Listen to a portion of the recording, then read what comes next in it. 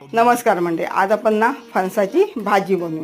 त्यासाठी मी फणस फोडून गरे काढून घेतले, थोड्या बिया फोडून घेतल्या, त्या स्वच्छ धुवून घेतल्या।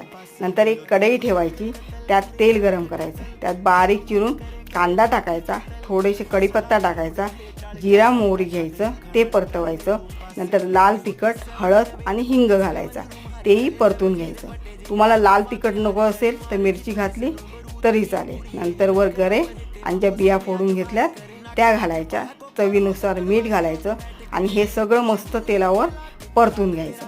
कापा गरा असेल तर तो शिजायला वेळ लागतो, म्हणून त्यासाठी अर्धा ग्लास पाणी घालायचं आणि ते 10 मिनिटं शिजत ठेवायचं। बरका गरा असेल तर त्याला पाण्याची गरज नाही, तो वाफेवरच शिजतो। मध्ये मध्ये भाजी परतवायची, 10 मिनिटात फणसाची भाजी तयार होते। वरून खोबरं घालायचं, कोथिंबीर घालायची, अशी झणझणीत भाजी नक्की करून